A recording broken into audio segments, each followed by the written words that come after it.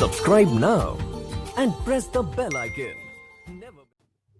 السلام علیکم، میں ہوں doctor Saifullah, doctor of medicine and homeopathic physician. Hepatitis کی تاریخ بہت پرانی ہے اور قدیمی طب میں اسے ورم جگر کے نام سے لکھا جانا جاتا تھا۔ یہ مرض پہلے بھی کئی لوگوں کو لاحق ہوتا تھا، لیکن اب چونکہ پانی، رہائش، خوراک، انوائرمنٹ، ماحول، ثقافت کی آلودگی کی وجہ سے یہ ایک وبائی صورتحال جو ہے وہ اختیار کرتا جا رہا ہے۔ اس کے ساتھ ساتھ بلڈ ٹرانسفیوژن، انتقال خون اور جو سیکسول جنسی رطوبتیں ہوتی ہیں ان کے ذریعے بھی یہ مرض بہت پھلتا پھولتا ہے، اور متاثرہ مریض کا ریزر، بلیڈ، سرنج کے ذریعے بھی اس کے جو جراثیم ہوتے ہیں، یہ جو وائرس ہوتا ہے، یہ ایک تندرست اور صحت مند انسان کے اندر جو منتقل ہوتا ہے۔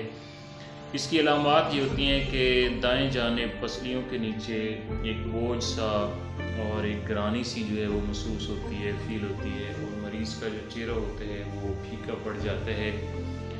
زبان پر براؤن کلر کی ایک تہ سی جم جاتی ہے، بھوری رنگ کی ایک تہ ہوتی ہے۔ اس کے علاوہ ہاضمہ کی خرابی، کانسٹیپیشن، ہیڈ ایک، سر درد، لیزی پن، سستی، کاہلی، اور جگر کی سوزش اگر بہت زیادہ بڑھ جائے تو اس سے ٹمپریچر بھی ہونا جو ہے وہ شروع ہو جاتا ہے۔ اس کے لیے اینٹی ایچ سی وی، اینٹی ایچ بی ایس، بلیوبن اور پی سی آر کے ٹیسٹ جو ہوتے ہیں وہ انویسٹیگیشن کے لیے، تشخیص کے لیے عمومی طور پر کروائے جاتے ہیں۔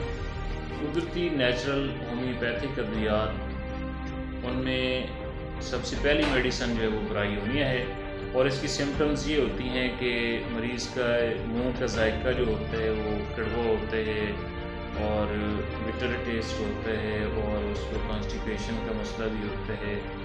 اس کے ساتھ ساتھ جو دائیں جانب پسلیوں کے نیچے جو درد بھی ہوتا ہے ریبس کے نیچے، اور پیاس کی زیادتی ہوتی ہے، اس کے لیے برائیونیا یہ انتہائی مؤثر اور مفید ہوتی ہے۔